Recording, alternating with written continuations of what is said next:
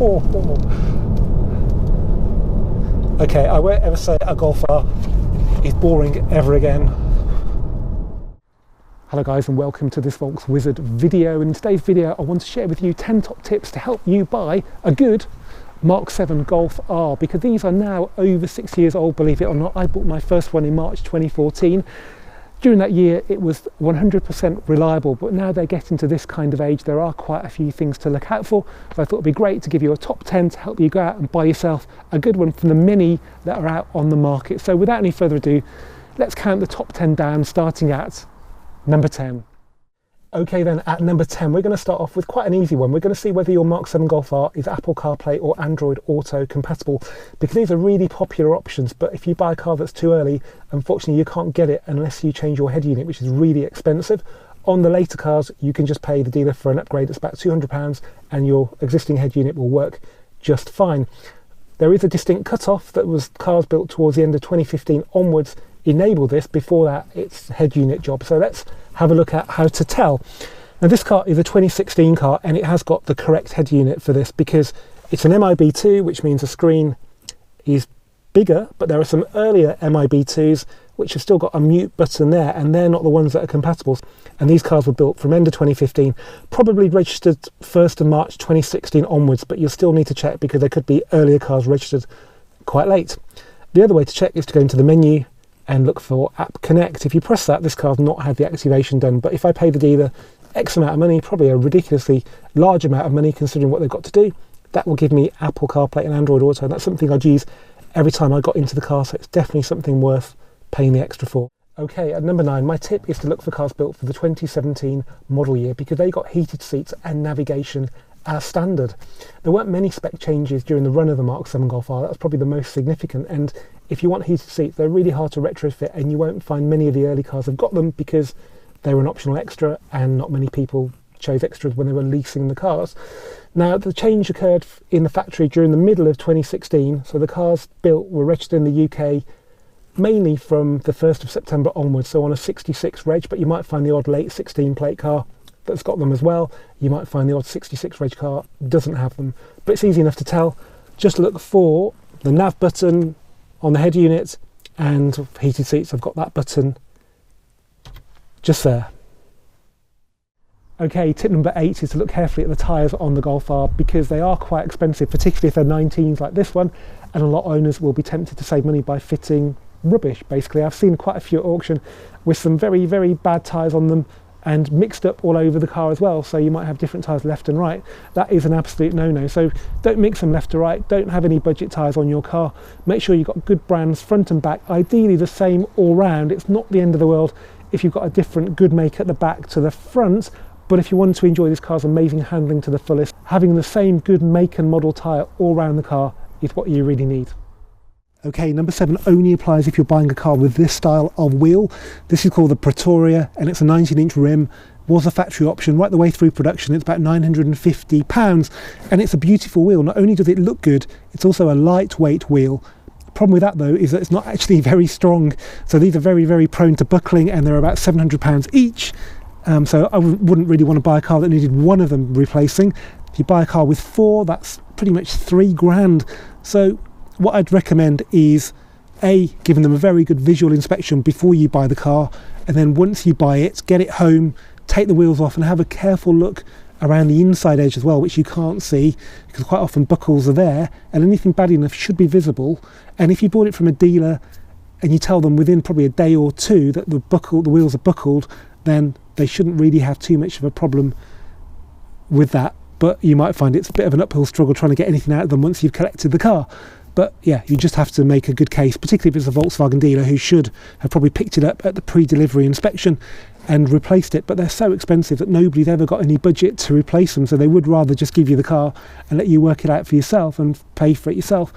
You might be lucky and find it can be repaired as well. There's lots of really good wheel refurbishers like Prestige Wheel Centre in Birmingham who can actually repair buckles quite easily, so it's not the end of the world, but obviously it's worth trying to avoid this problem if you can. Okay, tip number 6 relates to the fact that the Mk7 Golf R is probably one of the most stolen cars in the UK right now. And that means that if you look at Auto Trader, I can guarantee you quite a few of those cars will have previously been stolen. And I bet if I asked you what you'd rather have, a car that hadn't been stolen in the past or one that had been stolen and recovered, you'd probably say you'd rather have one that hadn't been stolen and recovered. And I can't say I blame you, but it can be very hard, almost impossible to tell, especially with new data protection laws where you can't ring up the dealer and they can tell you what's been done to the car. And if the car's not been written off, you know, this car might have been stolen and done a few ram raids and been recovered in reasonably good condition, but it might have still had 10 grand's worth of work done to it by a main dealer at an insurance company's expense and then given back to the owner. And he's probably going to want to sell it then at that point because it might have been stolen in an aggressive way that nobody wants to happen once, let alone twice.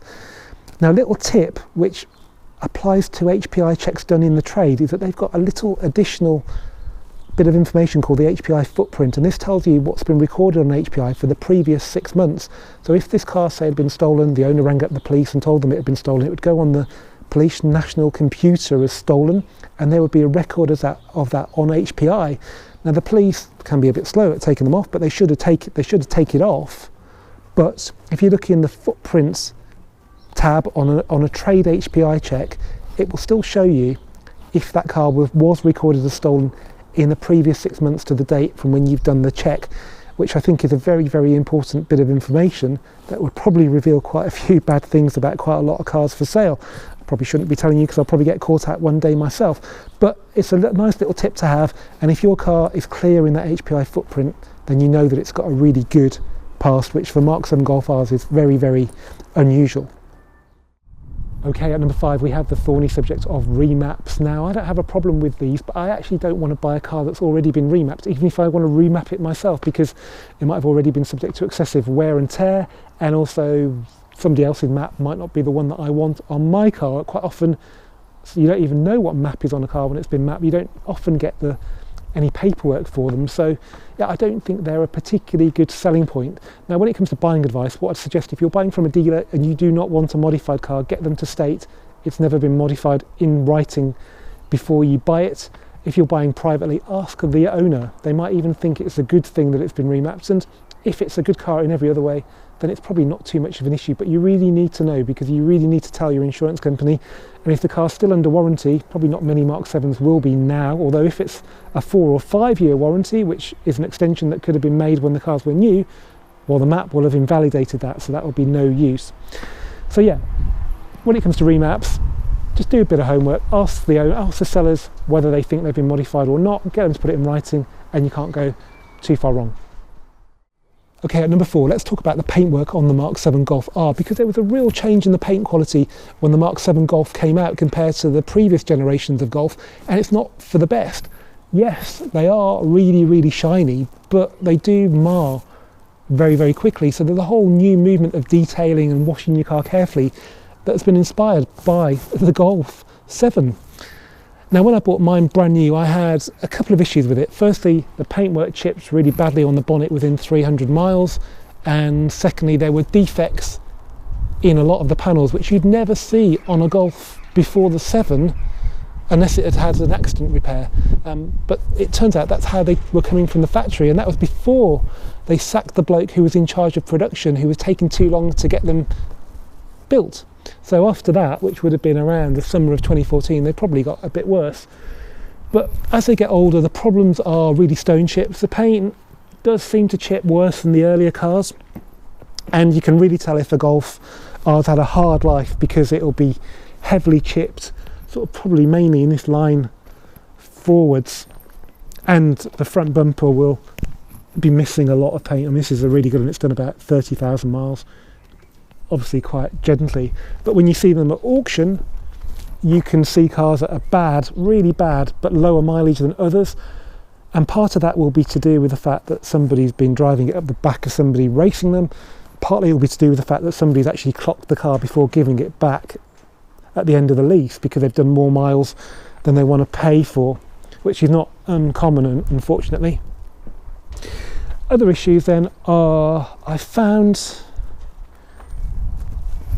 on other Mk7s that the paint here can chip really badly if the cars live rurally and there have been quite a few stones flicking up, and you can actually end up pressure washing it off. So it starts off just on the lip there being a bit chippy. If you catch it with a pressure washer, you can take a whole sort of width of your finger off, which I've never ever seen before, and that car was original paint. So yeah, look very carefully at the paintwork. A lot of it you'll be able to machine polish back, it's not the end of the world, but a heavily stone chip car will be very, very expensive to put right, and will tell you a lot of things about the way it's been driven. Okay, at number 3, I want to talk about service history, because this car produces 300 horsepower from just a 2-litre engine, so giving it fresh oil every so often isn't really a big deal, or at least it shouldn't be. But I can bet you a lot of cars for sale won't have complied with the servicing requirement to have an oil change every year or every 10,000 miles, whichever comes soonest. I wouldn't want a car like this that had been much longer than that between oil changes, really, considering the amount of strain the engine is under. The other thing that changed with the Mk7 is that the Haldex interval, which used to be 40,000 miles and with no time limit, became a 3-year maximum. So cars older than 3 years should have had the Haldex oil changed. DSG though, if it's a DSG automatic car, has an oil change every 40,000 miles. That stayed the same. But bear in mind, main dealers for some reason, even though they can charge you extra for this, are very, very poor at advising owners of this. So if you've done 40,000 miles within, say, 2 years, and you're over something like a month or 1,000 miles late to have that oil change, you'll have invalidated the warranty on the gearbox. And if something goes wrong, Volkswagen will just completely throw it out. And that could all be down to the fact that the dealer hasn't advised you properly. And I know this from bitter experience, but it occurred with a car that hadn't done that many miles that quickly, but it had a 5-year warranty, and it happened in sort of, I think, the 4th year, because at the DSG oil change, which had been done late, the technician hadn't put enough oil in the gearbox. And about 6 months later, the gearbox got noisy. When I took it to VW, said, fix that, it's got a 5-year guarantee. They said, but the oil was done late, so it's no longer valid. So even though the technician had knackered the gearbox, I couldn't really prove that. I ended up having to buy a £5,000 gearbox. So yeah, that's why I drive a Seat. Okay, at number 2, we have something that only applies to cars with a manual gearbox, and that is clutch slip. Now, for some reason, a bit like the paint, the clutch quality on this car is not what you expect from a Volkswagen, and there have been reports of clutches slipping at 8,000 miles, and there's just nothing you can do apart from replace them. It costs about £1,000, probably more, to get that done at a main dealer, which is ridiculous. I really don't understand why that is the case. I think it's probably a bit undersized for the torque of the car, because it's the same as a GTI one, and GTIs are a little bit better. They don't seem to suffer from the problem as much, though the S1 does, and that's only 230 horsepower. But all I can think is that the material the clutch is made out of isn't as good at dealing with bad drivers as it used to be on the Mark 6 and Mark 5. I'd never replace the clutch on a Mark 6, Mark 5. The odd Mark 4 at really high mileage, but never anything below about 80,000 miles. But I've had cars at 8, 12. It's just not unusual, and it's ridiculous. We really shouldn't have this from a VW. And quite often they will say to you, it's not a warrantable part because it's the way you've been driving. But I can tell you now, this did not used to happen, and I don't think people are driving any differently to how they used to. So it's definitely a material issue. It's kind of a good thing now that you can't get a manual R, I suppose, because that problem has gone out of the way, and generally the automatics are really reliable. Anyway, if you want a manual Golf R, I can't blame you. I bought one brand new. The way to check is to use a high gear, so 4th is probably quite fine actually, and you just have to feel the torque pick as the turbo kicks in, and then if it's going to slip, it will do it right then because the torque comes in really strongly then. But you really need to have a proper thorough test drive, not on a quite a slow road like this. So I've tested cars on the dual carriageway here. They've been fine, given them to somebody, and he's found it slip. So the very early stages of the slip are very hard to find unless you deliberately, well, even just drive it normally for quite a long time, because you might find it has to be the right amount of gradient, the right amount of throttle, you know. So yeah, it's not something you want to find out your car's doing just as you bought it, because there's no cheap way out of it. The only way to fix things really is to buy an uprated clutch, and the good news is you can buy a Sachs one for the same price that the dealer will charge you for a chocolate one from Volkswagen. but when they're working, they're a really nice box.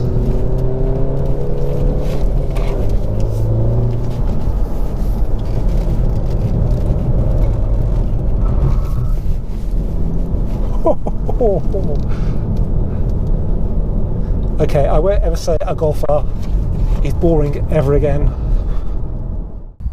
Okay then, number one in the top things to look out for when buying a Mk7 Golf R is the coolant module. So this is tucked away under the inlet manifold. It's basically a thermostat and water pump in one. It's a very expensive part, and it's not a question of if, but when it's going to leak, because they will all do it at some point. The part's probably a few £100s from VW, and the labour's similar, so you're looking £600 to £700 to get it done, and it really shouldn't be leaking on a car of this age. The good thing is a lot of them went wrong under warranty. The bad thing is they fitted the same part, which will do it all over again. Luckily 7.5s I don't think will suffer, so there is a change in the part later on in production, but bearing in mind these came out 2014, probably 2016 they might have fitted the same part, so it'll be going wrong again. The way to find out you won't see a leak really unless you take the tray off is to smell. There's a very spicy smell that's distinctive when it comes to coolant. After a hot drive, have a good sniff around here. You don't even have to lift the bonnet, you'll be able to smell it outside. Also look in the boots, if it's a private sale, see if the owner's got water in the boot so they can top it up, because that's a bit of a giveaway. But yeah, it's a very disappointing state of affairs that cars that we buy because of their reliability leak coolant out so early in their lives, and it's really expensive to fix it. But hey, in every other way though, this is still a really good car. So guys, I hope you've enjoyed this Volkswizard video. If you have, please give it a thumbs up, please comment, please share, please do subscribe, click that bell notification icon, and I'll see you for the next one, hopefully really soon.